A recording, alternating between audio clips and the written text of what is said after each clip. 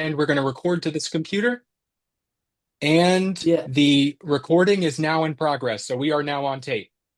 Okay. So I was bringing up John of Salisbury, um, who was a friend or associate of Thomas Becket, who everybody's heard of, right? I have heard of Thomas Becket. And Yeah. just so we The know, guys, martyr. Yeah. I'm going to let our guest introduce himself. And I will shut up, I promise, because I'm fascinated by some of the topics that are here today. But my name is Sam Liebel. I am the author of AFL The Bastard, and I'll include all the stuff in the show notes. But right now, I would like to know, I would like to invite our guest to introduce himself, his background, and maybe what got him interested in this field, and just a maybe quick kind of précis of what he would like to speak about. Okay. My name is Robert Whitley. I have a master's in medieval literature from the University of Marburg in Germany.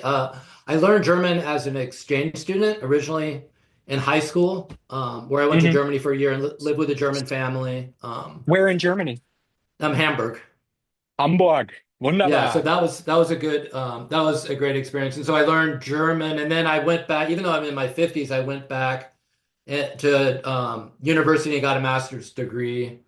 And before that, I'd studied philosophy as an undergraduate, Ooh, and who are I had some a of your favorite philosophy professor who was philosophers? Kierkegaard. Well, he was a my professor at University of Texas back then was an expert in Kierkegaard, but also medieval philosophy. So that's Okay. where I first got the Augustine, Aquinas, Hmm. The Church that kind of Fathers, I thing. believe, right? Yeah. Um, yeah, not so much, not in philosophy. Yeah, You're right. I My don't think bad. we My did bad. that. But Occam, people like that, which I found interesting. But I really, looking back to childhood, I think it was really like everybody else was Tolkien, reading Lord of the Rings, like at 12 years old, over and over again. I probably read it 3 times as a kid. So I think a We're lot big of Tolkienites over medievalists, here. yeah, a lot of medievalists. I picked that up on Substack a lot, that a lot of people. So that's why I gave a little nod to Tolkien in my first Substack post as well. Now, is Trying this to, your first? Is this yeah, what's pragmatic about romance literature? I yeah, always when I'm seriously engaging with a text, I always have to print it out. I just can't use it digitally. yeah. And I wonder if you can expound on that last point, because let's tie it back into your amazing essay. Yeah, my subscribership just doubled. It went from one to two. So yeah, so Well, that's amazing, amazing you're right. growth. Amazing. Imagine if your followers just doubled. Oh, I would That'd be love that. amazing. Although I Yeah, it's dropped a exciting. few Yeah, actually. I know. That's why I was a little poke at you. I saw No, that. no, I don't know what's going on, man. I guess, hey, the market, I guess, in this country is the master. But yeah, go, you got it. Take it away.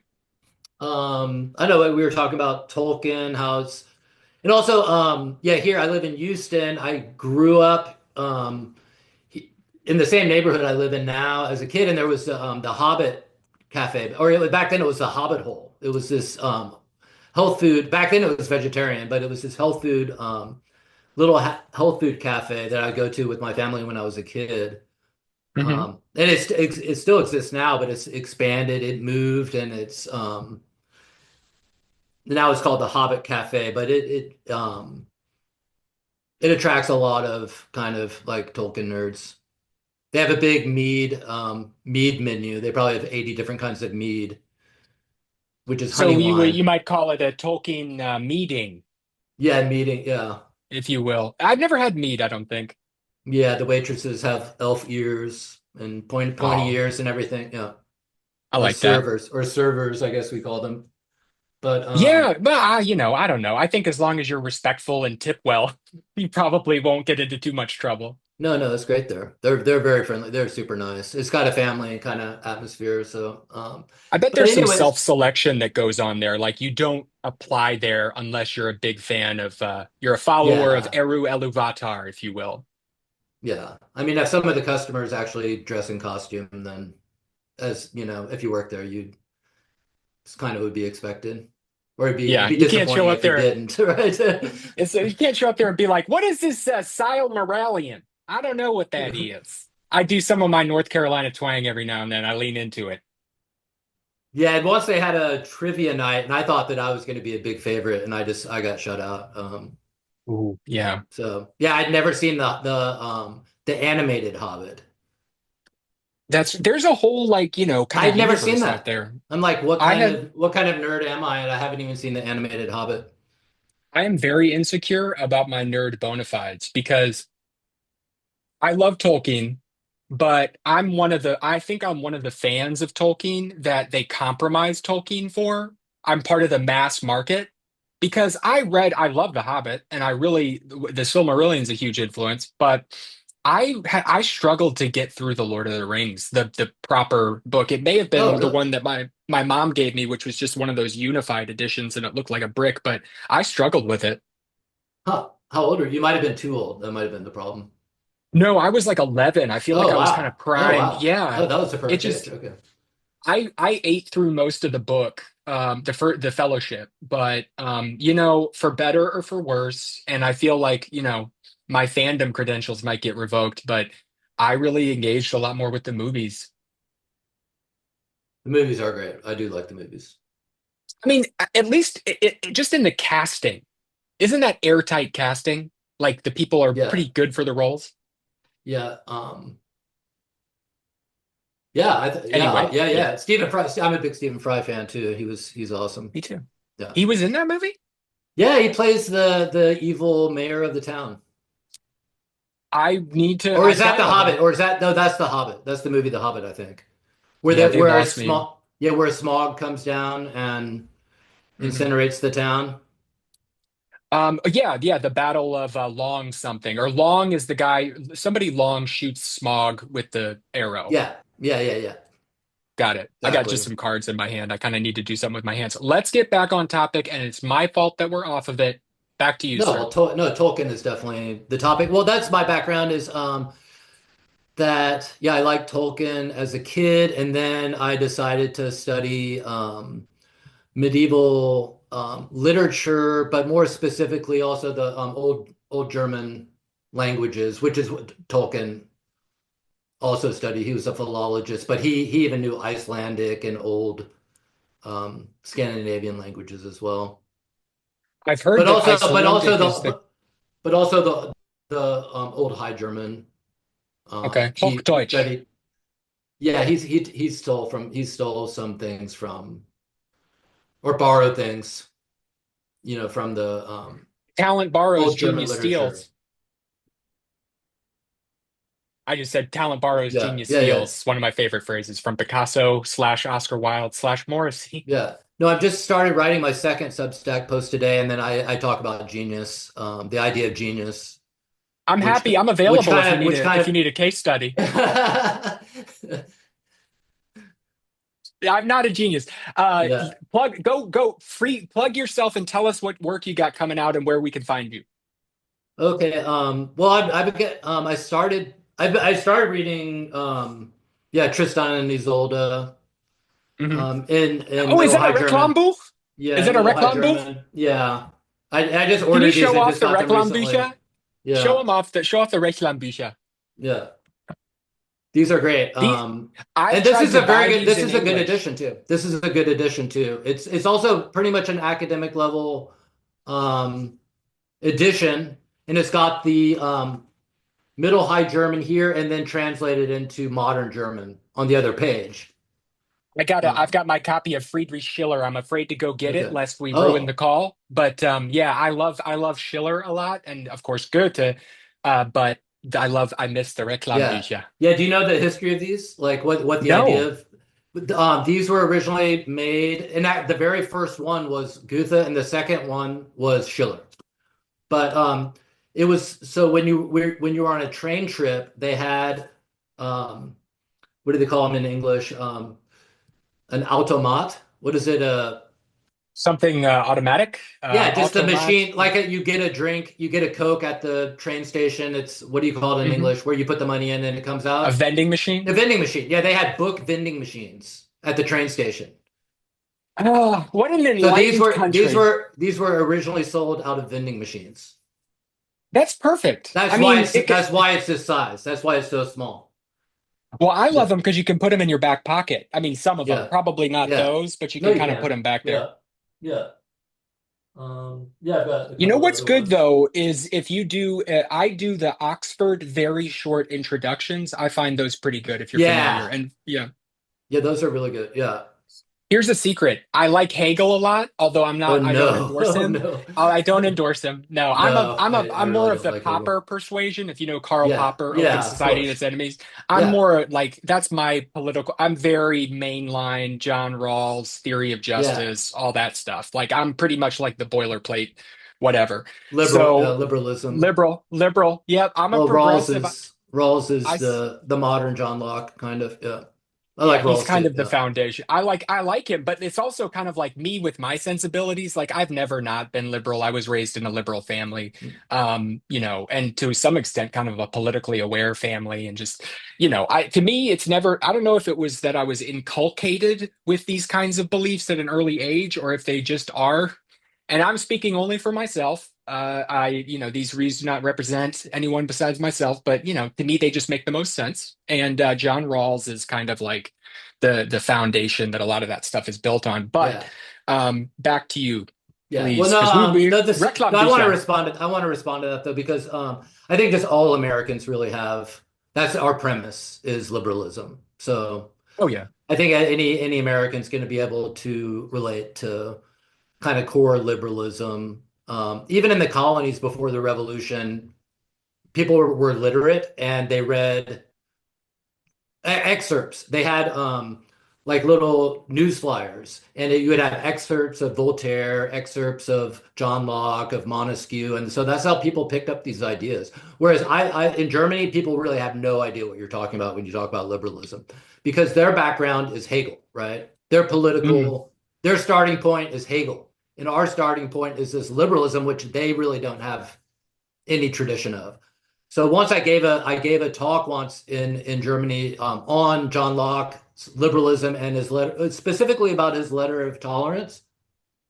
Okay, unfamiliar with that one, but I may be Yeah, nodding just to look smart. yes. No, that anyways, so I tried to explain. I realized, well, these people don't really know what liberalism is, so I tried to explain it to them, and their eyes were the size of dinner plates, and they just could not grasp what I was talking about.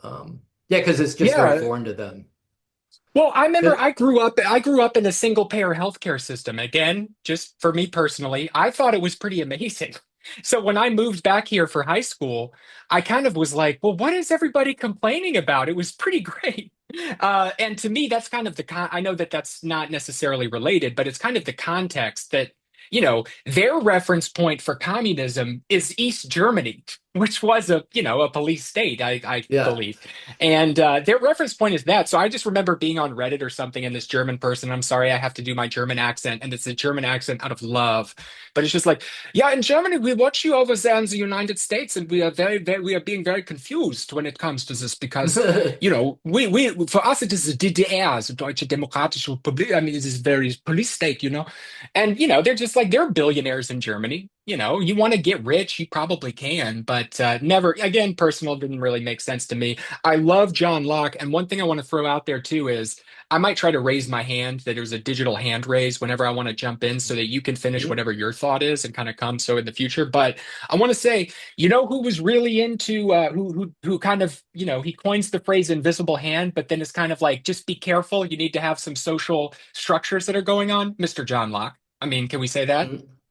Yeah, yeah. And actually, John Locke could lead into the discussion when it comes to like authorship, because that's what I'm writing my second post about. Because you mentioned that in our chat the other day, was that you mentioned in my first post I was talking about how there really is not such thing as an author in the Middle Ages. They didn't really have a That concept of the captivated me, and I author. wonder if you could talk about So that. I'm writing my second post more about that, and that ties into John Locke because with John Locke, is that period um, where kind of Enlightenment period where you get individualism, which doesn't really exist before that so much, Really? and it's kind of this really kind of more scientific way of thinking.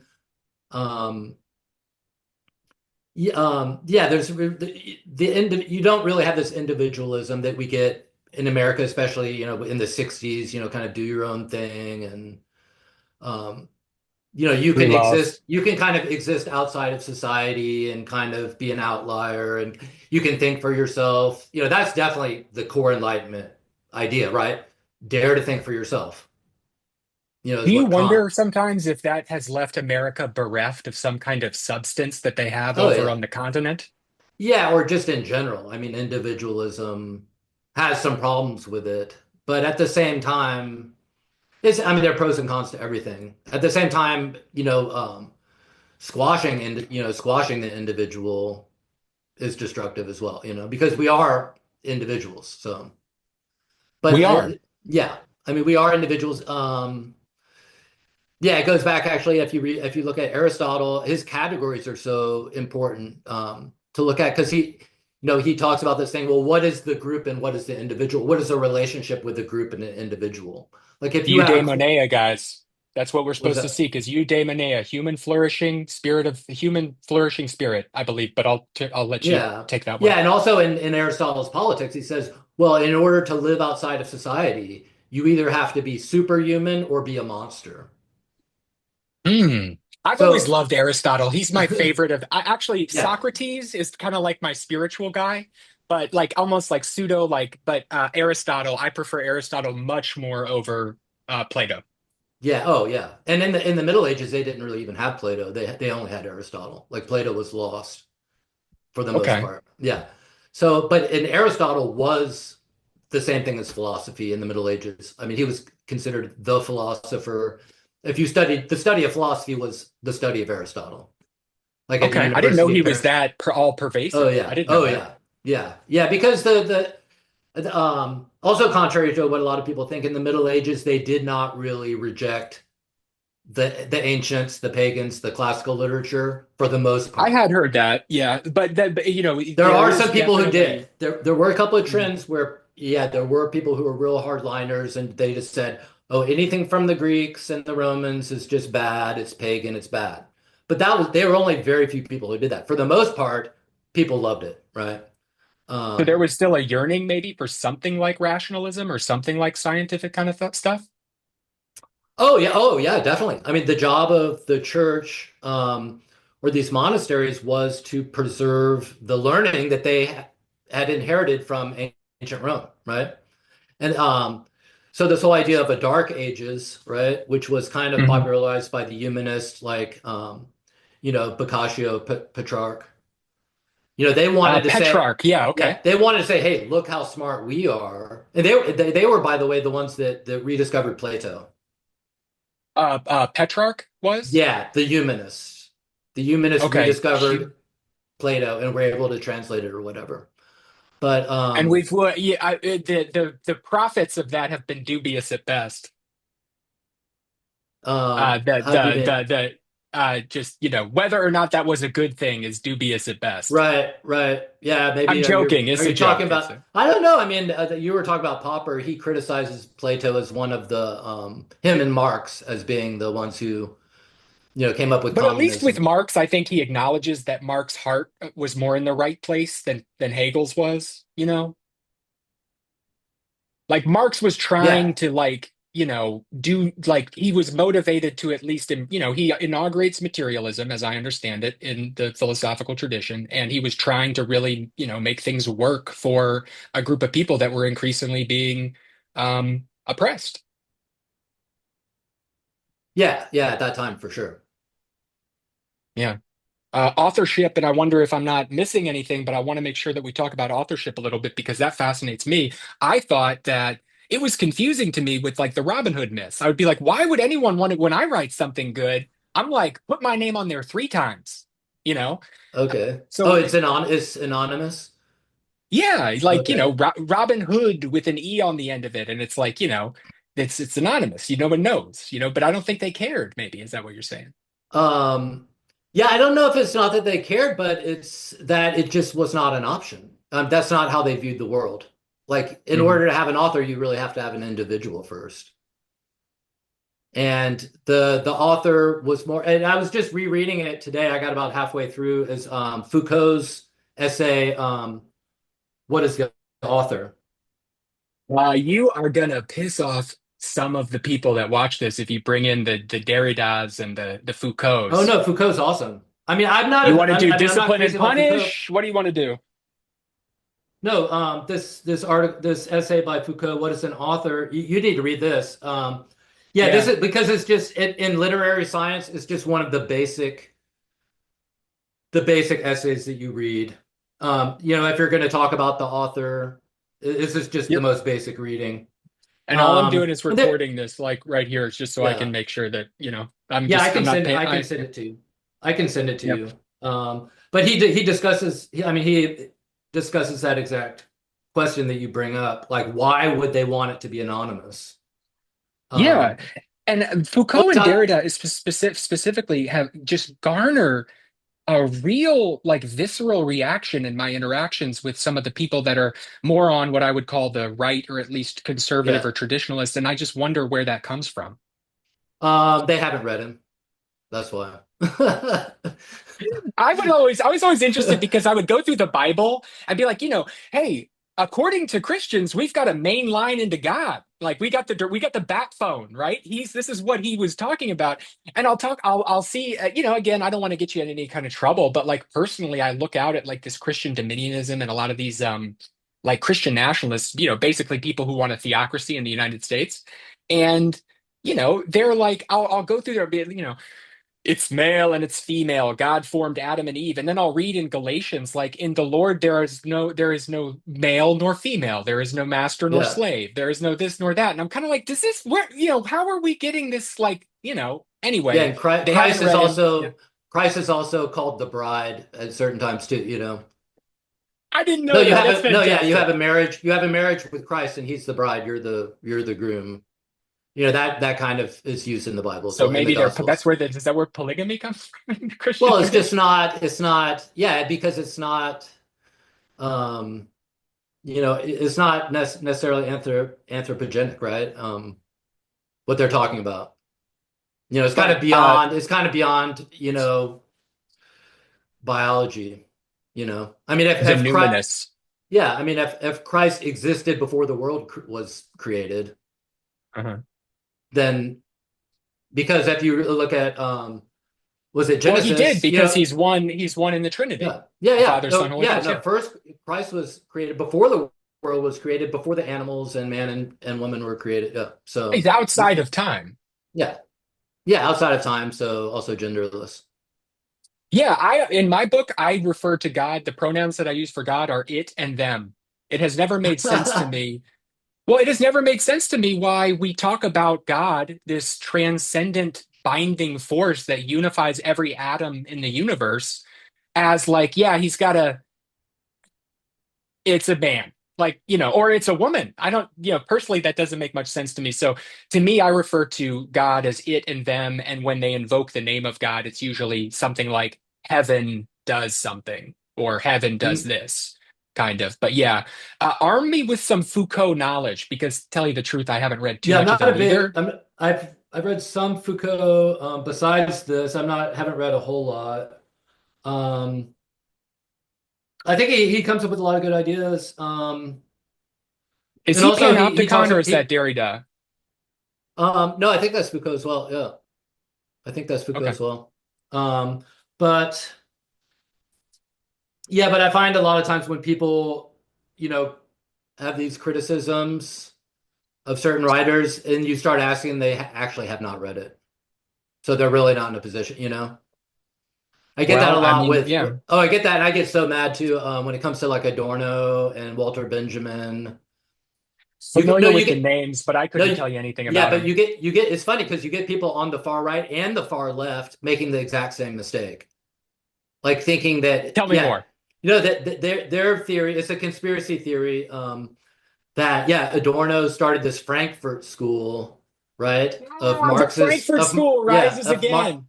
at the Mar yeah, these Marxist thinkers, and their intention was to destroy America and start a communist revolution worldwide, Is When Theodore Adorno Adorno, something to do with fascism in the United States or abroad, right? oh well, he went into exile in 1933 because otherwise he would have been killed by the Nazis. And he went to L.A. It was hanging out in L.A. with Thomas Mann, you know. Speaking of Hamburg, right? Yeah. Well, the Thomas Mann was from Lubeck. Oh, I associate him Yeah. with Hamburg. No, he's from Lubeck. Yeah, he's from Okay. Lubeck. I got this in Lubeck last time I was there, like a year and a half Sämtliche ago. Erzählungen, Yeah, his plentiful explanations. no, no, the complete stories or the complete, yeah, Close. yeah, Not at all. the complete short stories, pretty much. But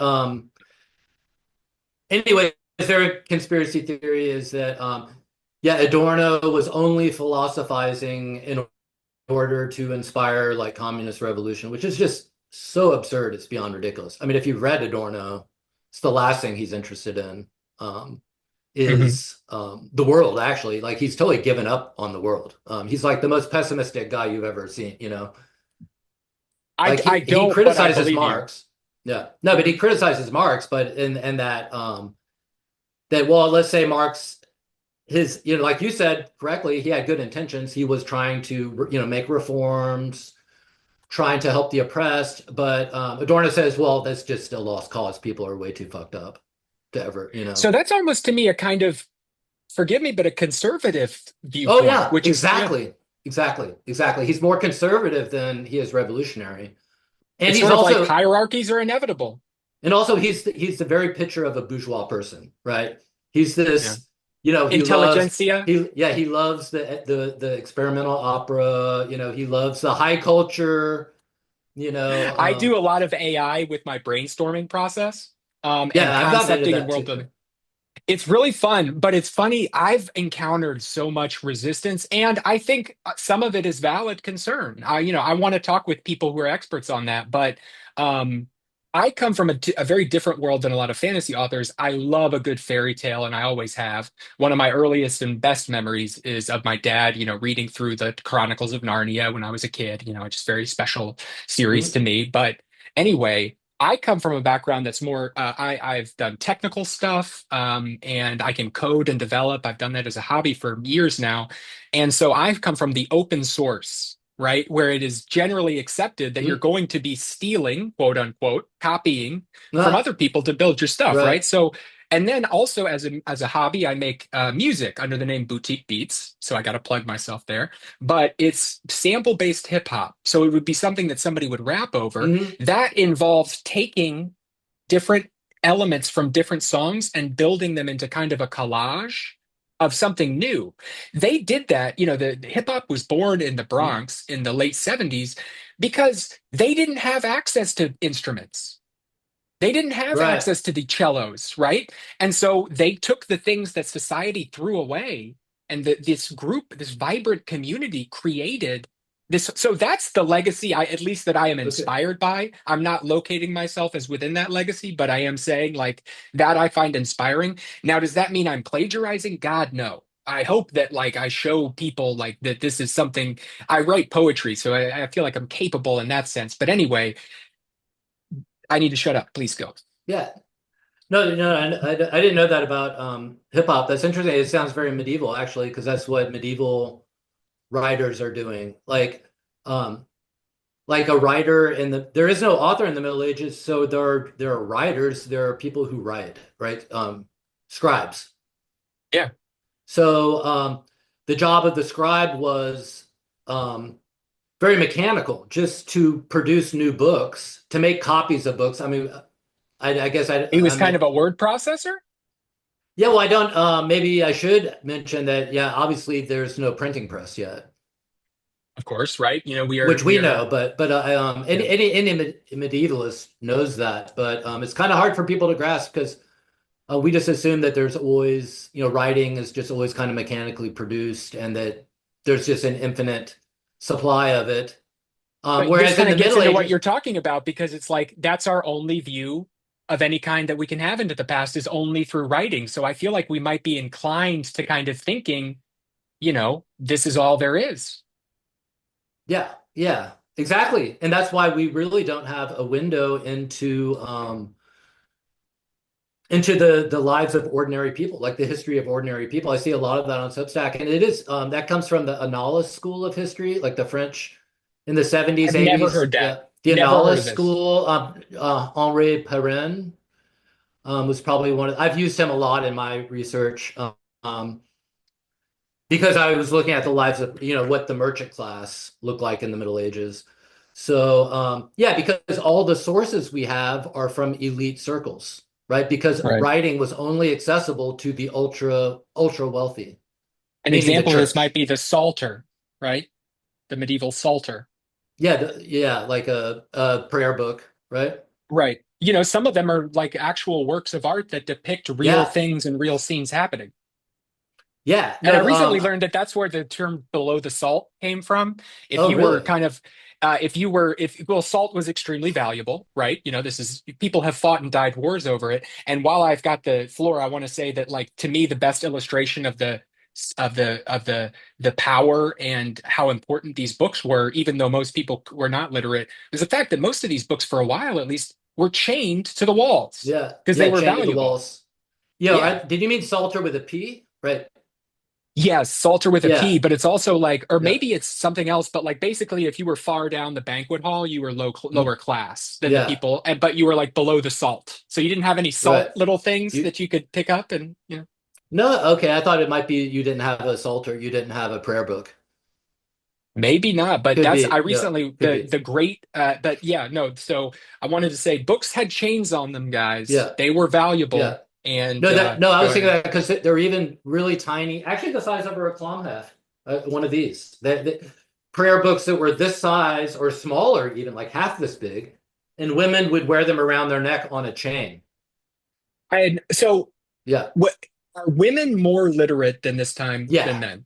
yes. And that's another thing that kind of pisses the I feminists love it. off is when you mention that. But it's not because of what you I'm think. not, in general, It's I'm not a not fan for of pissing off feminists, but but yeah. it's not for women's empowerment. It's because I think we talked about it in our first conversation. Progenitor, the oldest son in the family would become the warrior, right? Like if Yeah. the king's son, his first son would be the next king, and he would have the job of being the warrior, the fighter, the military guy, right? Hmm. But the second son would be go into the church and would become a bishop or something like that, right? Hmm. So the warrior, the first son didn't need to learn to read. Like even Okay. Charlemagne couldn't read, right? Like kings and queen, queens could read, but kings couldn't, See, I love that. I right? have this pet theory of mine that women are like generally smarter than men. I won't go too far down that rabbit hole, but like I'm fascinated by the fact that, I didn't know that, but it makes intuitive sense to me because the church in many ways is upheld by women, I think, throughout history, right? They're kind of the people that, Yeah, but anyway, to me, reading is, inextricably tied to religion, even though, it is today what we would call, it had many secular functions, although that word I don't think existed at that time. But it's amazing to me that no, our heritage is of women to a certain extent in the literature. yeah, yeah, no, definitely, and that's why these things like Tristan, these romances, are really directed at women. The audience is really, and it's. I mean, even up until today, romances are basically Okay, tell marketed me to more. women, This right? is like, this is really Yeah. what I want to talk No, about. but I want to kind of go back a little bit Sure. to kind of justify what I was saying as well. If the second or third son was going to be a bishop, his mother had to teach him to read and write. And, education is happening at the home for the Yeah, elites. yeah. So it was the woman's job to make sure that the second son was educated to become a bishop and to go into the church and have that position of power. So it's still about Mhm. power. It's still about, they call it patriarchy, but it's about male power in the Middle Ages. So women were not really taught to read and write necessarily for themselves, but for their sons. For their not just not their sons, but for their second son or third son. But at the same time, we've got this growth of this new kind of literature that's coming out there. So it's clearly there was a demand for this, even if it was ostensibly for the purposes of teaching the second or third son. Yeah, and it's also interesting that it doesn't appear in Latin. Although some of them are in Latin, you know? That seems like it could tell us a lot about something. Yeah, I don't know what. yeah. Yeah, I'm gonna get into that in my second post, as I continue to write it. But yeah, that's a big indicator too. Like why um it's for an audience that didn't necessarily know Latin at And the wasn't level. particularly all that interested in hearing about a bunch of guys chopping each other apart. Yeah, maybe. If I may, there, the romances, right? I mean, there's Yeah. there's an element beyond. The Iliad is great, and there's a lot of strong women, but a lot of the strong women are queens and goddesses in the Iliad, right? And so, I don't want to go too far down that tangent, but I think that there's something distinct about the romance in that we're kind of getting into something a little bit softer and more tender. Yeah, yeah. Like the like Tristan's mother, Blanchefleur, dies of get her Tristan's father, dies in a battle or fighting or whatever. And after giving birth to Tristan, then she dies of heartbreak. So that would have been a real thing to people. And is it maybe I saw an article recently that said that it was a scientific perspective on death by heartbreak, but I mean, that seems like something that would have been very real to people in the Middle Ages. Yeah. Yeah. So basically, he ends up being adopted by the Marshalls family. So he grows up not knowing that he is this inheritor of this royal lineage and all these kingdoms and things like that. So, which is really the same premise of Parsifal, too, that Wow. he doesn't know that he is the inheritor of these royal lineages. And their adventure is to try to discover who they really are. And it's one of the great literature things that literature tackles is who am I? Yeah, yeah, yeah. I mean, it really addresses the same question that history really asks, like, what is human nature? Well, that's something that I get into. I'm going to be careful about this, but I find that a lot of discussion on the right centers on these kinds of tribes, like, Picts versus the Saxons versus the thing. And there's sort of this emphasis on there. To me, it's a snapshot in time because we're all kind of flowing into one another. Mm. Panthera, right, from Heraclitus, right? And so I think that it's sort of like, anyway, it's interesting that that's a part of it as well. I don't know where I'm going with that, but. Yeah, no, I've seen that. There are certain kind of people in the military, in the medieval space online who are very much into really are attracted to the military aspect of the Middle Ages, which I don't I, really a, bi- relate to so much. a big part of this for me is the Saxon stories by Bernard Cornwell. So that would be The Last Kingdom. So I definitely have that kind of martial aspect in there, but I understand what you mean. I want to have stories in there that are about people we never hear from, like a subplot about a spy who's working her way up in the kitchens to become and she's getting the salter stuff. Like she's a smaller young woman. She's not out there in the shield wall. She's having to use her guile and street smarts to navigate life in a medieval castle. So I want to bring more things like that up to the fore. That's for the story you're writing, or It's a subplot of okay. the main story. She's one of the two POV characters. So we've got William the Conqueror, Mm. or at this time William the Bastard, which is the inspiration of the novel. But talk about another guy who was extremely organizationally adept and could not read a word. And Yeah. it's a different thing because my character is a bookish guy. He's kind of like an Alfred the Great, very interested in what literature can do for him and his military success, but also the duchy, which is based on the Duchy of Normandy. But yeah, so I think there's some overlaps there with some of the stuff we're talking about. Yeah, and it's also interesting that going back to Tristan, that apparently the story goes back way further, and it's comes from the Celtic culture. Yeah, the I know story some members of originates. the audience are Yeah, going to be interested in that, yeah, Celtic specifically. yeah. Actually, the university I went to, University of Marburg, has a Celtology department. It's like one of the few ones in existence outside of Ireland. Celtology. I didn't know Yeah, that was a thing. yeah, yeah. And they study Celtic language and Celtic literature and everything. But it's a super French thing. Super French, you said. Fringe, fringe, fringe, Fringe. fringe, but Well, also French, but also French. The Celts were in France, so I was talking to somebody recently who, and they were talking about if I may, not the French connection, but the French-Scottish connection and how the Yeah, Celts played into that. yeah, yeah. Oh wow, I don't know about that, but yeah, the French and the Scottish have always been allied. Yeah, probably going Yep. back to the Middle Ages even. Yeah. Oh, going back, Well, yeah, I'm to the familiar with yeah, Mary Queen going of back, Scots. yeah, going back to the Hundred Years' War even, huh? I think. I'm not sure. But yeah, so that's interesting that yeah, you get these people on the right who are kind of identitarian and they want to, group versus And group. see, as a person on the left, I've heard that word used employed against myself, again, employed against me. This identitarian that you put the identity of the person identity Mm, above their actual self, which I don't agree with. I don't yeah. think that But that's a fair assessment. yeah, but in the Middle Ages you don't really have countries like you don't have countries either, Mm, like we do. yep. You have language groups, you have I think even What's recently the they've king? been What's the difference between a king and a duke? Why is a king, and why is that important? yeah, I don't know. Yeah, I don't know if I'm the person to answer that. It's part of Okay, the that could be feudal something system. to. It's just well, I know for one thing in the feudal system the king is above a duke. Right. Yeah. So Yeah. I'm inspired by the Angevin Empire.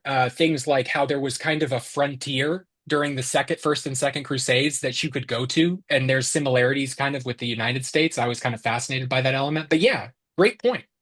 Yeah, but you get much more internationalism, especially among the elite.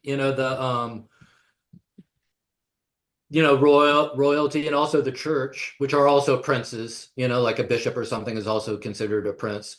So, Let's talk about real quick like Prince, I'm saying that that, term, yeah, right? yeah, it means first, right? Okay. Principle, right? Because Augustus identified himself, one of his titles was princeps, the first citizen. Right, right. And also in German, Prince is Fürst. So it's literally Forced. first. First means first, Well, yeah, no, but as a speaker of German, Forst has always to me meant Lord, something like Yeah. that. But yeah, I should look at the etymology, but it's probably the same etymology as the word first, like the one that comes first. I bet you're right about that. Yeah. Yeah. I'd bet you know, a florin, not a real one. I would keep that, but of gold. Anyway, so excuse me. We were go ahead. Sorry. Yeah. No, Keltology. so I was going to say, well, yeah, I guess we're all over the place, but trying to keep my train of thought here was that, yeah, in the kind of elite circles in the Middle Ages, they might have a certain like mother tongue, but Mhm. they don't really see themselves as German or French or English or these things. What Um, do they see themselves as? um, well, I mean, there are different kingdoms, but different kingdoms, different principalities. But There's that word again. yeah, I don't think which still exist even, but what do they see themselves as? Yeah, more belonging to this. Yeah, I'd say that they actually identify more with the elite circles they're in than with a territory. You know, um, and that comes. I'm going to analyze that in my Blood in relations. yeah, blood relations exactly because they're all intermarrying, right? Henry VIII marries Catherine of Aragon from Spain as a Yeah. Oh, marriage, right? You well, all what the what royals, what marriage wasn't at that yeah, level of yeah, society? all the royals were marrying other royals in different places to yeah, so they're more of a unit, right? They don't necessarily identify with the farmers that live in their area. If anything, they don't even have an area. They're always moving from place to place. Was that called a progress? Yeah, progress mainly because once um like if they had different palaces, right? And the reason they couldn't stay in one palace year long is that they would run out of food. They would eat I all the bet that chickens. the They would eat all the chickens and all the pigs in that area, and then they would have to go somewhere else I bet that to they let were it not the most recover. popular house guests. No, no, no. So what does Augustine said? What does Augustine says that a king or a ruler is basically a big bandit. You know, he's a Sounds like some of the things we say today, and I think yeah. with a pretty good reason. Yeah. No, exactly. Yeah. Yeah. Nothing's new under the sun, right? Like That's the king. Shakespeare, right? No, that's from the Bible. Yeah. My family may have been liberal, but we were Yeah. definitely the secular. Lapsed. We were Yeah. the American version of lapsed secular. Right. It's been everywhere. It's gross. But I got to keep that in because that's a gold line. Yeah. No, it's always the Anyway, same thing. Yeah. So, so I'm going to go into that in my second post about Tristan, where I get into his education, which involves reading, but also he's sent as an exchange student, basically. oh, tell me more. Well, he's sent to learn French, to learn German, to learn all the different languages, right? Okay. I don't know. Yeah. I've seen half of the movie. And that no, well, You are that's what would dealing with a happen. neophyte. Yeah. No, well, it doesn't specifically have to do with Tristan, but in the Middle Ages, if you were a knight, part of the education of a knight was to learn foreign languages. So So they you could would, navigate that world. yeah, so that you could, yeah, because the whole this whole class of knightly people, of nobles and aristocrats, were kind of a homogenous group, but they weren't really bound to a specific. They were kind of cosmopolitan, right? My Like, that would be the Diogenes word. is my favorite of That would be the this word kind of cosmopolitan. They anti. were cosmopolitan, so it helped if you knew all the different languages. So how did whoever Gottfried of Strasbourg was, and we don't really know who he was, but whoever he was, he knew Latin, German, and French. So how did you learn Okay. that? How did you learn that in the Middle Ages? Well, you were of the knightly class, and your family sent you to some of their friends in France, right? Or What's the the other difference way between around. the knightly class and the aristocracy? Oh, same thing. Yeah, same thing. Okay. Yeah. As If you're a knight, opposed you're to, noble. oh yeah, yeah. Can't be a common knight. No, I don't think there's such thing as a commoner knight. Okay, I've learned that. I No, did not yeah, know that. you might want to double check that. I mean, don't believe me. I just, Oh no, yeah, I'm not saying we I could don't. grok I've it right never now. heard. We could grok it right now. Oh, is that the what's it called? The one on X or Twitter? Yeah, yeah. I How can't. how do you find that, Grok? Oh, there's a new app now. You can just look in the App Store and get it now. Oh, I really? think as of a couple of weeks ago. Yeah, you don't even need X. You could get Yeah, it. But I you tried to know. get Chat GPT, but I need a new iPad. My iPad is kind of out of date, so I can't even get Chat GPT on this. Yeah, there's a pretty good app for it that I have on my phone, but I use mainly the web interface. It's okay. I view these things as machines. I call them my Yeah, minions. yeah, yeah. But I think there was mobility. There was a way to kind of work your way into the aristocracy. Yeah, for example, if you perform some great deed or whatever, If you were you an know. extremely competent military commander like William the Conqueror, who, and I know that bastardry or Oh, illegitimacy was not as big a deal in Norman France as it was in England, and especially as it was during Tudor England. But, I think that if he had not been such a, and again, William the Conqueror, his personal conduct with his family is reprehensible, but he was an extremely competent at what he did. And I think if he weren't quite that spectacular, there was a chance he could have been, pretty much forgotten by history because he was illegitimate. right. What are you He saying? had to Was he earn kind his of? space a little He bit. was like, yeah, he was kind of backstabby too, right? Or He was actually based on my reading, he was not backstabby. He was front stabby. okay. He was he was not shy about so That's a most good people one. actually the cool thing about William the Conqueror is that nobody really effed with him too much. Even from he inherits the duchy at the age of 8 from his wayward father Robert the second, I want to say. But he's just like, and everybody around him is getting literally stabbed in the back and the throat while they're like sleeping next to him. One cool Mm, thing I learned is that in the Middle Ages, no king or duke is sleeping alone. They've got people all throughout yeah. the Oh room in yeah. different places.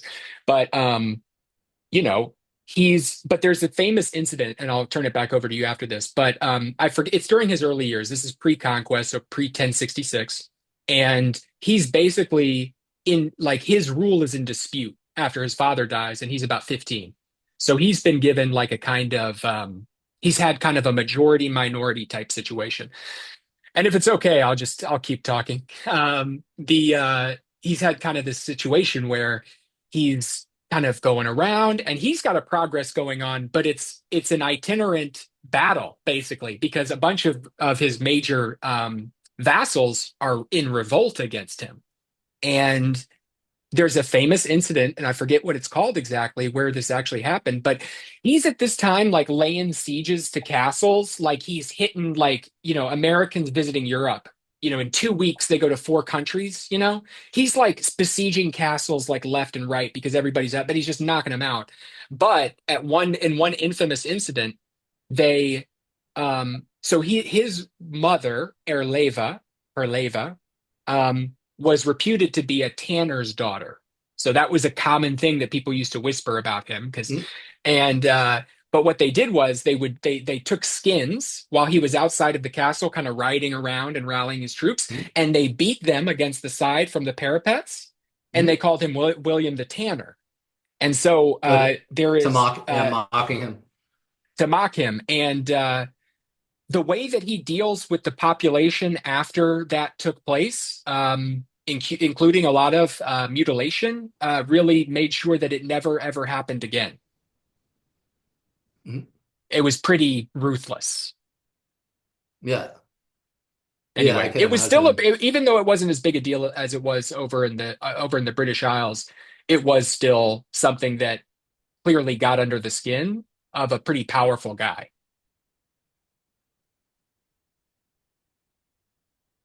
Hmm.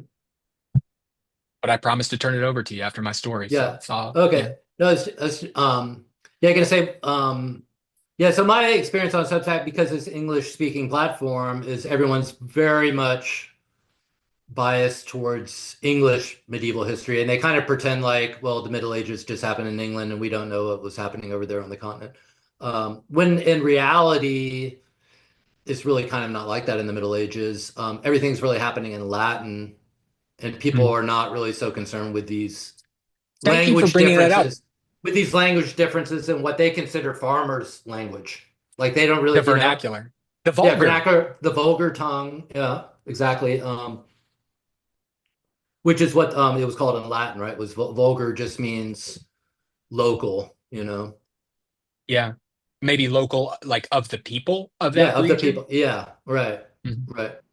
Well, then Um, I'm vulgar then. yeah, I want to be yeah, of the people in a community in a certain place. yeah. And if you don't, I'm a yeah, if you don't know communitarian, if that's Latin, a thing. I'm coining it. I'm a communitarian. I think we should be communities large and small of different kinds of people. yeah, I mean, not that long ago, relative to the Middle Ages, even American education was, Greek and Latin. Grammar school. Yeah, Greek and Latin. I mean, Yale I went University, to a Harvard liberal University. arts college. Hmm? Yeah, and so yeah, the liberal arts, that's medieval, or that actually goes back to the ancient Rome, The arts of the the ancient free. world One of is my favorite books is called The yeah the Trivium by seven. Sister Miriam Joseph, right? It's the first two. Yeah. No, I know that, but that's a very difficult book. If you are though, Trivia, the if I trivia. mean, I'm not saying I've read it cover to cover, it's a reference book to me. But if you really want to get into the nuts and bolts of the English language, the mongrel tongue, as I like to call it, which I may be stealing from Mr. Bill Bryson, but and anyway, it's the English is if you really want to develop, I always say English is an easy language to learn, but a hard language to master. If you want to approach something like a mastery, if you internalize all of that book, you got a Yeah, great start. I would yeah. argue No, that grammar is how Abraham that is a Lincoln really was good able to book. make the progress that he did. He was obsessed with the grammar of language, and I think that that was one of the reasons for Yeah, his ascent. yeah. No, I had a discussion actually on Substack with somebody. He had a post about how education. He was about education, during Thomas Jefferson's time. And he was making what he thought was a very controversial assertion that, well, people were kind of smart back then. And he thought that that was controversial. And like with People were science and people all of back our then. learning, yeah. I think that modern people think, oh, we're so much smarter than they were even, 50 years ago or 100 years ago. Whereas if you're a medievalist, and what I told him is that, well, I see education just on a steady decline since the year 800. Like Okay, I expound. think people were much smarter back then. If you studied grammar, logic, and rhetoric, the three arts Hmm. of the trivium, that teaches you how to think because we think in language. We really can't They're the think arts of the without free. language. Yeah. Yeah, and liberal means book. Yeah, libre means book. So, and I've also never heard of it. liberation. I thought Yeah, of it as liberal the arts. freedom. Yeah, well, it's freedom too because only with books can you be free, right? Only with learning and books. Yeah, yeah, so you get liberty, libre, liberal, all kind of is this package which means the same thing, which is only by learning and reading and books can you be free. So maybe that also has something to do with why but these romances exist, right? Is to I'm not promote freedom, following. right? Well, it's maybe I'm just speculating. I don't know. I mean, I was kind of wondering today writing this post, well, what kind of function do these romances fulfill in society back then? And apparently, I mean, they seem to be kind of directed, at women as an audience. The oldest manuscripts are obviously meant to be read aloud to an audience. Hmm. They're not for sitting in an armchair and reading. They're for performing, in front of an audience. Well, So maybe what kind of as we function does kind it of, fulfill? What kind of functions do so they fulfill? And I think it does have to do with freedom too. It must have to do with freedom. I don't know how yet, but well, what is freedom? It's also just kind of people would say now living your best life, right? So self-actualization. I think people were like that back then as well. I think so too. I think that we underestimate how much the times and the structures have changed and overestimate how much the people have changed. That may be an Yeah. oversimplification, but that's a personal thing. Yeah, I think the human condition kind of is a constant. Yeah. That's I we were agree. kind of Yeah. veering into a little bit of a conservative vein here, even though I don't identify as such. As we close in on an hour, which is what we are here, I don't want to run out of too much steam, but I wonder if I could maybe give you the last 10 minutes to maybe focus on whatever you wanted to focus on. And one idea might be to hone in on this idea of how the romances are something of liberal heritage, poorly expressed, but I think you may get the idea. Yeah, because that's another thing I'm kind of broaching in this new post is for the times or what you get in these romances and what I think makes them very popular still today and must have made them popular then is that it's really sex and crime. I mean, that's really kind of what the themes really are. You saw me perk up literally in my seat. That sounds Yeah, no, cool. it's sex and crime. I mean, the stuff in Tristan is kind of racier than almost any literature there is. Really. That are we talking about 50 Shades of Tristan here? Yeah, yeah, exactly. Yeah, it is. So you wonder, it's like, well, we think, oh, the church was so strict and all these people are so uptight, but they really Meanwhile, weren't. the people running the church are not exactly living out the example of Christ. Yeah, so these bishops are I mean, we don't always know who sponsored these works or who were the patrons of these poets and That's interesting. I would think if you were a who Patreon, paid. you'd want your name stamped all over that thing. No, no. You Really? have to, yeah. Sometimes they can ferret it out. Sometimes there's a clue left here and there.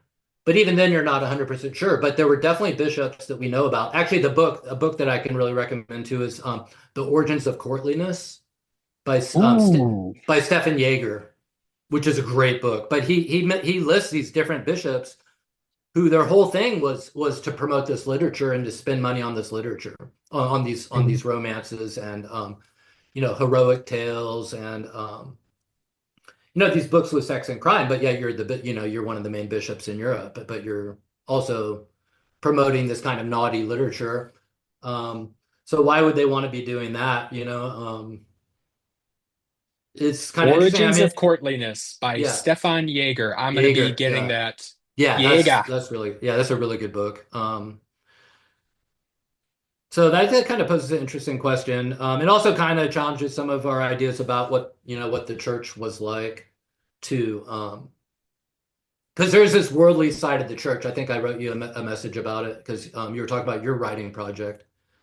Mhm. Um, but there are definitely people in the church organization who are not, they don't really have a religious role. It's more of a administrative role, or yeah, what else is there? There are scribes that are basically kind of loaned out by the church. Merchants will hire scribes, and those Mhm. scribes are kind of really kind of more belonging to the merchant class, even though technically they're monks and they're in the church and they were educated by the church, but they're kind of Mhm. worldly. In German, you have Weltgeistliche, which we don't. World spiritual people. Yeah, in English, I think they call them secular. I don't know. It's not. Yeah, I don't like the like you said. I don't like that word secular because it doesn't really exist in the Middle Ages.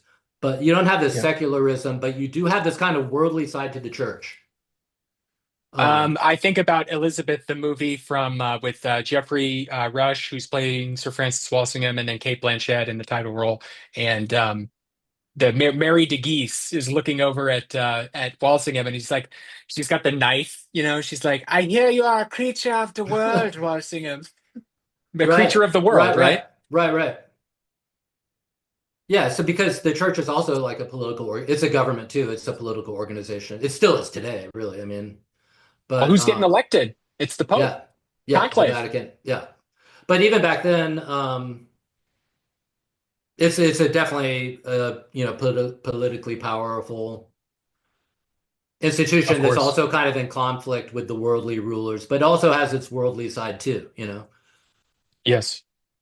Of course it does. I mean, it even Yeah, does today. I mean, their whole purpose is to engage with the public, right? I mean, there's a whole, I think a lot about the origins of the term propaganda. yeah, Originally that yeah, term referred to just, propagating the faith. yeah, yeah. Or even that was kind of the what do they call it? The counter Reformation too, with Right. propaganda. Yeah, And I think guys, that's I'm yeah, jumping ahead by several centuries here, by the way.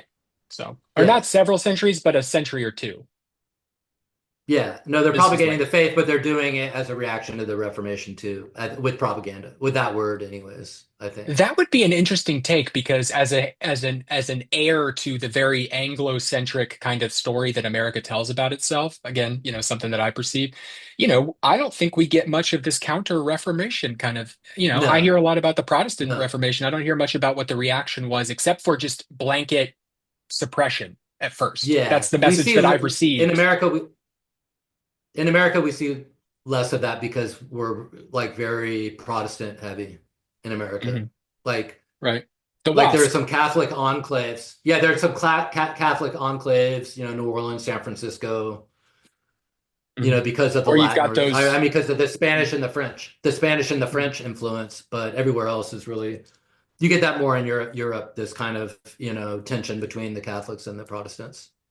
But that's even way after what we're talking about. But oh no, one thing I definitely want to mention before we go is And we've got all the at the time in the beginning, world. I just don't want to run out of steam and be a worse well, I host than I don't, already no, am. I don't. But yeah, one thing that drives me crazy about this kind of like national identitarianism in medieval studies is, like I was saying, everything is really Latin in the Middle Ages. When it is in a different language, one of the, English or French or whatever, it's really an outlier. Like the vast majority of books are in Latin by far. And most people are writing in Latin, right? So So there's if that yeah, was like go ahead. This is one of my favorite books of all time. It's the Metalogicon by John of Salisbury. And he was Metalogicon. Metalogicon, yeah. And Is yeah, that you got to metal read as in this. metallic or is it meta as in the Greek No, meta? meta. Yeah, Metalogicon. So he's talking about the same thing you were talking about, like the trivium. Okay, that's great. The He's Trivium kind guys of too is there's a criticized, he's seven criticized. of them. Yeah.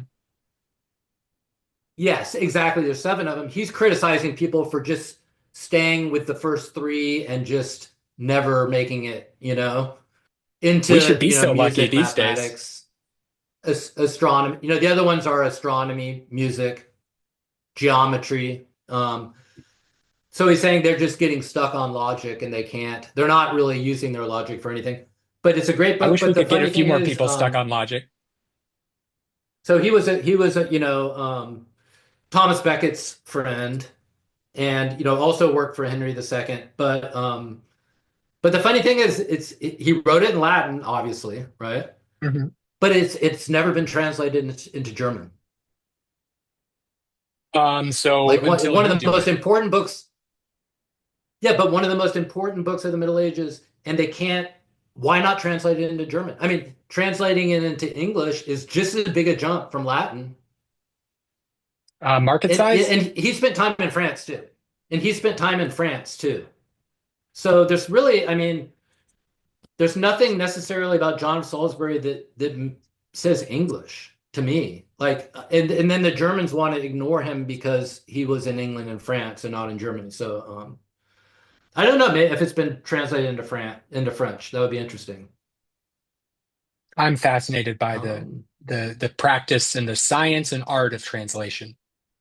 I was really yeah, me I too. really Yeah, me too. admired that you did an kind of an, if I may, a very good but an ad hoc kind of translation, kind of on the spot. I did the same Yeah, with I the didn't want. Zauberlehrling. I should look at the English translations that exist to compare and just see how I did. But yeah, I haven't done that much. I don't know if I really write very poetically either. But so I'm gonna try to do in the next post kind of translate some more verses into Maybe English. before we go, you could, I have it on page 4, but it opens with the section, it's toward like the middle, but it's start, pragmatic. This ends with, they aren't flights of fancy, which one might take for to Gottfried's epic for, but are the most solidly founded historic facts available. And then you say Gottfried continues with further explanations of his sources excellent. Als der von Tristan de Zeit, is this ringing a bell? Die Yeah. Ritter und die Wahrheit. I wonder if you could maybe show us how that might sound as close as you can in the Yeah. time.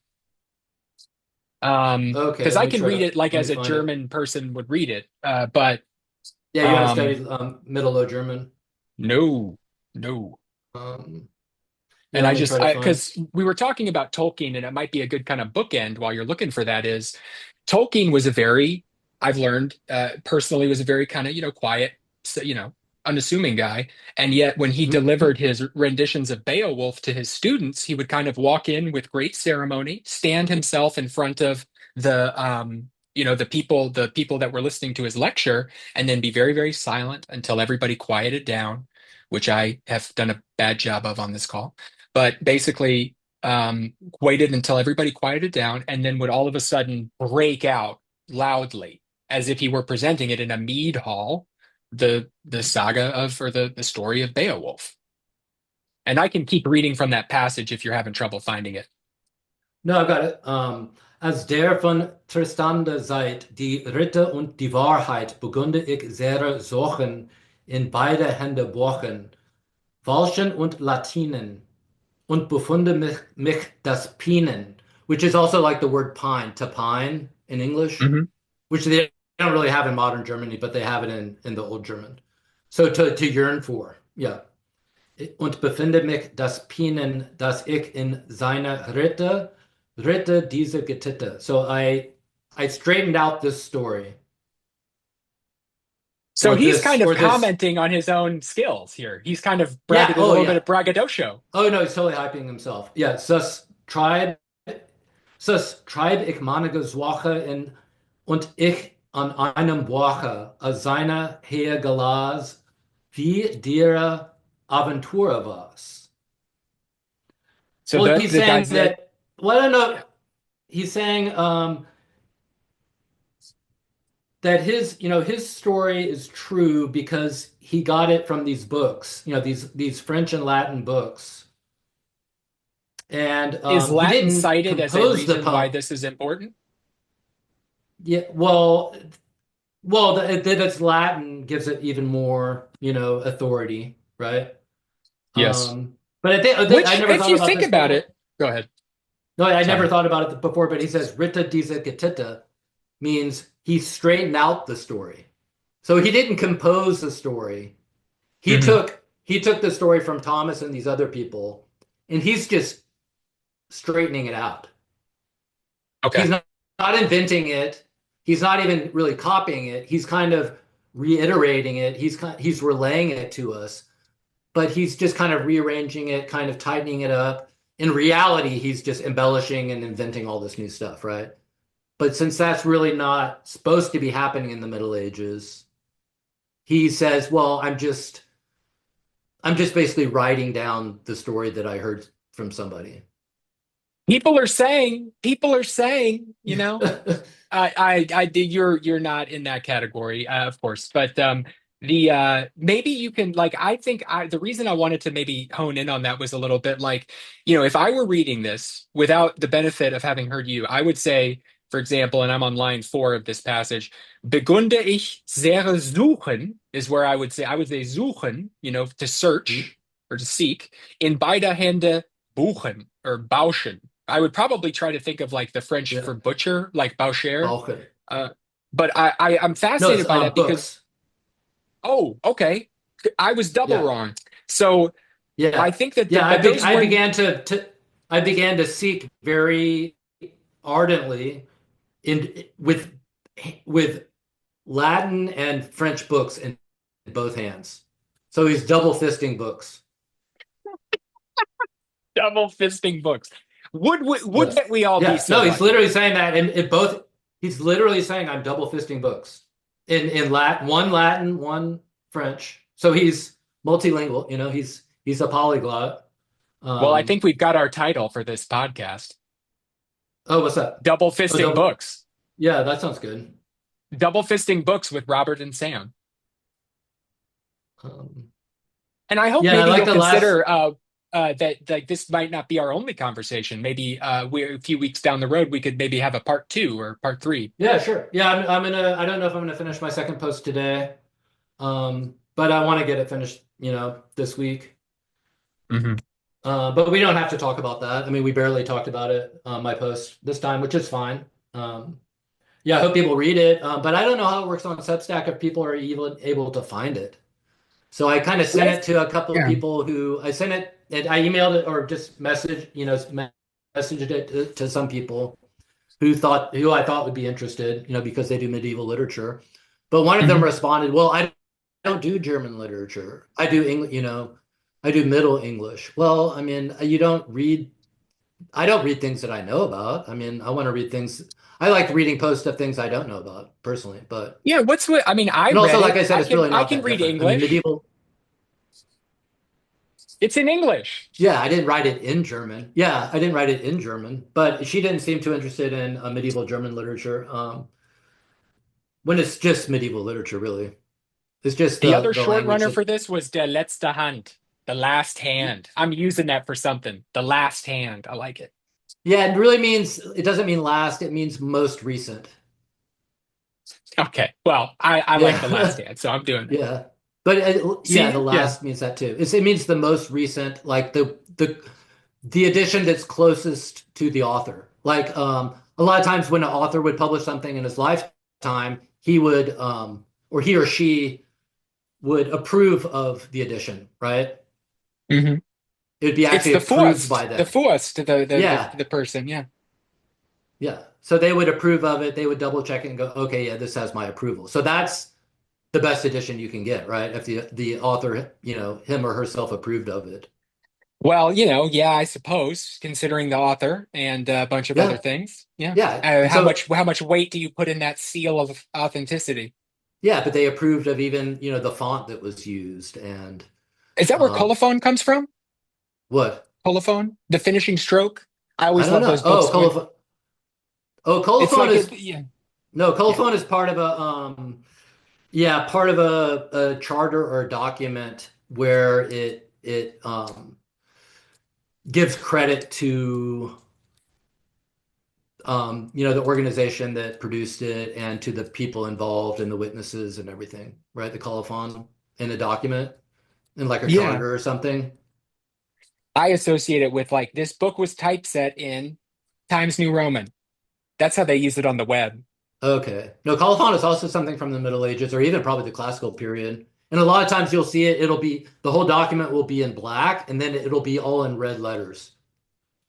That sounds pretty The cool looking. colophon. Yeah. I can send you pictures of them where it'll be all in, or it'll have some red letters. Um, and it's basically what would you call it? The kind of stamp of authenticity. It mentions the The name of the people involved. imprimatur, if you will. I don't know. the Um, imp- uh the the the kind of the imprimatur, like the stamp, if he has the imprimatur of nobility, it's clear that this is he has the impression, he makes the impression of being noble, which is a big part of my book. If I can shamelessly plug it again, it's basically like, the quote from Kingdom of Heaven: well, a few yards of silk can make a nobleman. It's what you look like. If you're riding a horse in a yeah, chainmail hauberk, that's a yeah, noble, that's a lord. right. If you're the same person down in rags, that's a peasant. Yeah, yeah, no, yeah. It has the look, right? Especially when it's all written in red, it kind of draws your attention, and it says, God, it's a dedication. It's also kind of like a dedication, Nice. Like the a colophon. the encomium Emma Regina, the place where we get a lot of like the pre-Norman kind of documents. The encomium, or like the song of praise, or the text of praise for Emma, Duke of Normandy, Regina, Queen. I suppose, princess or prince of that area. Anyway, I could talk about this stuff all the Yeah, time. no, I hope I yeah, haven't. Go ahead. no, yeah. It'll be dedicated to also, yeah, whoever like a patron. Sometimes that's how you know who the patron was because there'll be a dedication, right? Mhm.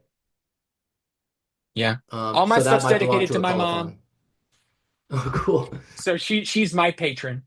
Well, let's stay in touch. I don't know if I'm going to get this out today, but I'll take a quick break and then send it out if I can. But at the latest, I think by tomorrow, it's not going to be some big to do, but it'll be called No. Double Fisting Books, and we're going to put it out there. And the other cool thing is that you can share clips of stuff, like you know, like I might share some clips of you or anything, but there's nothing that I'm going to add or take away pretty much from this thing. So if you're okay with it, Okay. then this is Oh going to be yeah. the podcast. Yeah, great. And yeah, hopefully get some more subscribers. Although having a couple of Yes. people, respond to my posts is encouraging. That's And nice. also I just We're good. enjoy writing. I just enjoy writing, but it is kind of challenging. Even talking about this in English is kind of challenging because all my thoughts are still in German, so I kind of have to like translate in my mind. I know a Um, thing or two about that. I and feel then like you lose. Yeah. when I'm writing this stuff, I'm using the German dictionary and translating into English, from because I did my study in German, so all the terms I know are mostly German, so that's been kind of I fun. wish that we had a doch. I wish we had a doch in this language. It's Oh, a nice doch. German word. Yeah, doch. Doch. There's really nothing exactly like that. You could put that in anything. I hope that I will, I get excited about this stuff, so I jump in, Yeah. and I really appreciate it. But maybe, people tend to watch the beginnings and then maybe watch the endings of it. So we've got you at the beginning, saying where we can find you. Maybe we end also with like the name of your publication and just, where people can find you and subscribe. Okay, yeah, it's what's so pragmatic about romance literature is the name of the But post, right?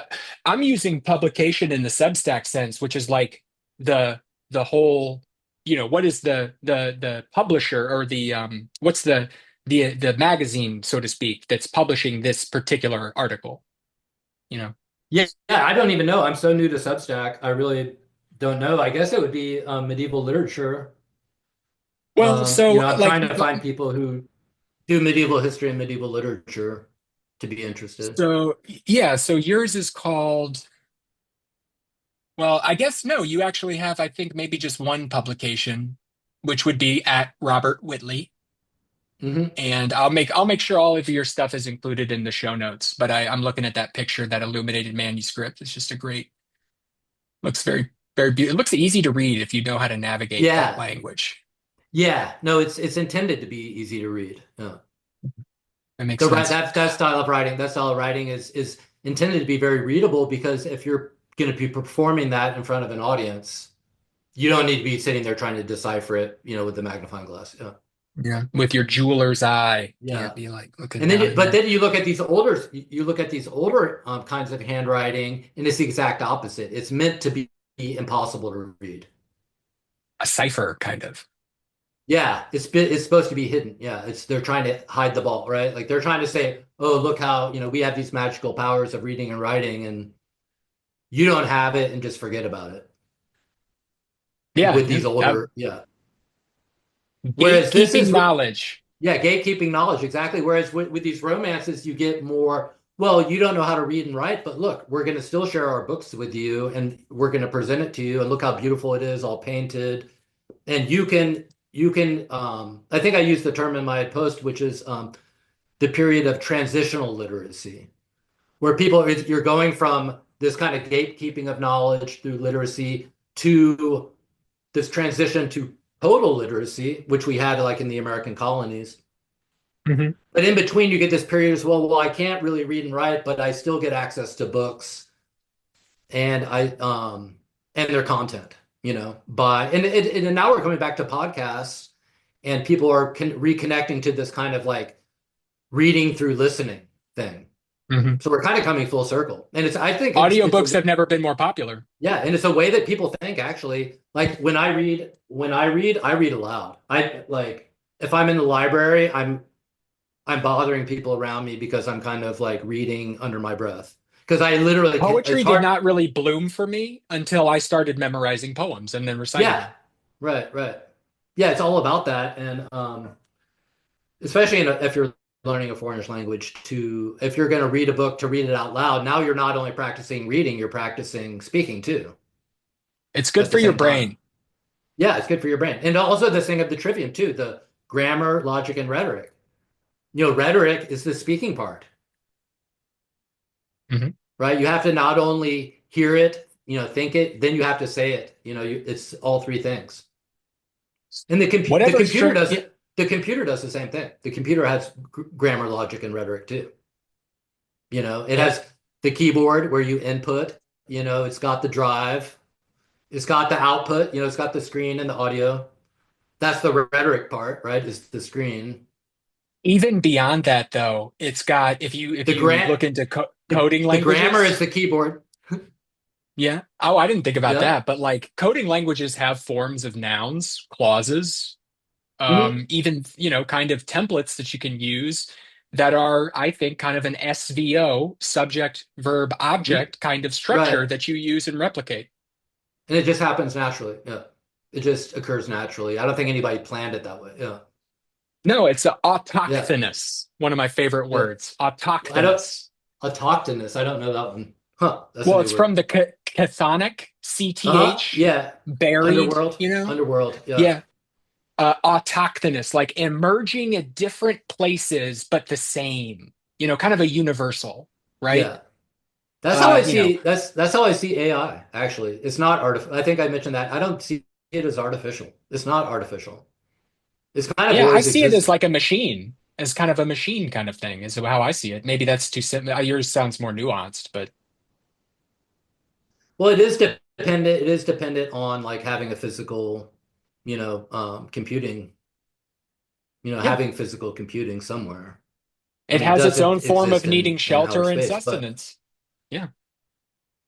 yeah, yeah. But it's also just it's not artificial intelligence. It's just dumb intelligence. I think is the way I look at it. Well, it's a way It's that, I not mean, a that smart. calculator can outperform me past the single Yeah, digits, It ain't yeah, hard. But yeah, yeah, but like the calculator also is not really going to get up and walk away and start taking over the world.